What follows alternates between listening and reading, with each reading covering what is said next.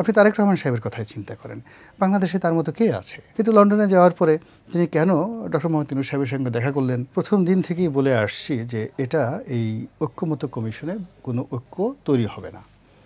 2 নম্বর হলো যে এটা যে সময় ক্ষেপণ করা হচ্ছে মূলত বিএনপিকে ঠকানোর জন্য, বিএনপিকে একটা ভুল পথে নেওয়ার জন্য।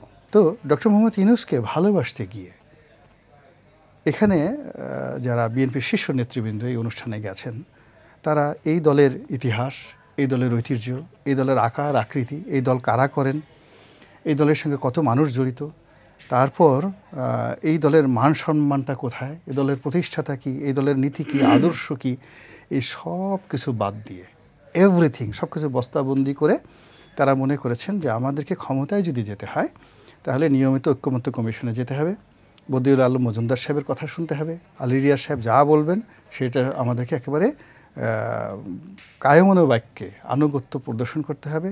মুনির হায়দার যেইভাবে আমাদেরকে নির্দেশনা দিবেন ওইভাবে আমরা ডানে তাকাবো, বামে তাকাবো। তো এই কাজগুলো তারা করেছে, কিন্তু আমরা যারা বাইরে থেকে দেখেছি ভিতরে তাদের অনুভূতি কেমন হলো এখন আমরা বুঝতে পারছি যে তারা বুঝতে পারছে যে তাদের প্রতারিত করা হয়েছে, তাদেরকে অপমান করা হয়েছে, তাদের সাথে যেভাবে কথা দিয়েছে সেভাবে কথা রাখা হয়নি, এখন তারা বলতে পারছে। কিন্তু আমরা কিন্তু সে গত 7-8 মাস যাবত একই কথাগুলো বলছি। ফলে কি হলো, আজকে বিএনপির যে পরিণতিটা হয়েছে এই পরিণতিটা তাদের জন্য অনিবার্য ছিল। দেয়ার ওয়াজ নো অপশন, এর বাইরে অন্য কোনো কিছু হওয়ার সম্ভাবনা ছিল না আর সুযোগও ছিল না। মানে আজকের এই পরিণতির জন্য দায়ী কি বিএনপি ছিল? অবশ্যই বিএনপি দায়ী, অন্য কেউ দায়ী না। এর কারণ হলো তারা যারা ঐক্যমত্য কমিশন তারা তো এই কাজ করার জন্যই তো আসছে, এই কাজ করার জন্যই তো তারা পলিসি করেছে। এখন আপনি আমাকে আপনার অফিসে এনেছেন, আনার সঙ্গে সঙ্গে এই অফিস থেকে বের হয়ে যাওয়ার জন্য বা এই অফিসে আমার সম্মান মর্যাদা আমাকে কিভাবে থাকবে এই বিষয়গুলো আমার আগে খোঁজখবর নিতে হবে, রাখতে হবে। এখন রাষ্ট্র ক্ষমতা, পার্লামেন্ট, প্রধানমন্ত্রীর কার্যালয়, যমুনা, মিলিটারি, পুলিশ, এগুলো তো বিএনপি বহুবার দেখেছে।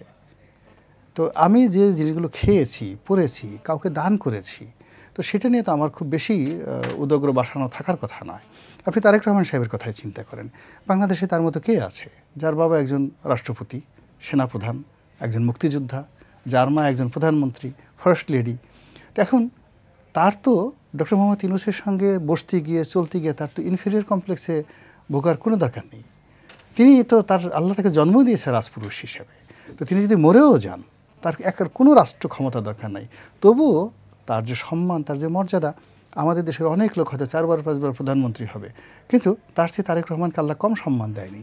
কিন্তু লন্ডনে যাওয়ার পরে তিনি কেন ডক্টর মোহাম্মদ ইউনূস সাহেবের সঙ্গে দেখা করলেন, তারপরে ইউনূস সাহেবের কথা মতো ডিসেম্বর থেকে তার দাবিনামা ফেব্রুয়ারিতে নিয়ে গেলেন, আমি একজন ক্ষুদ্র বুদ্ধির মানুষ হিসেবে আমি এটা মিলাতে পারি না।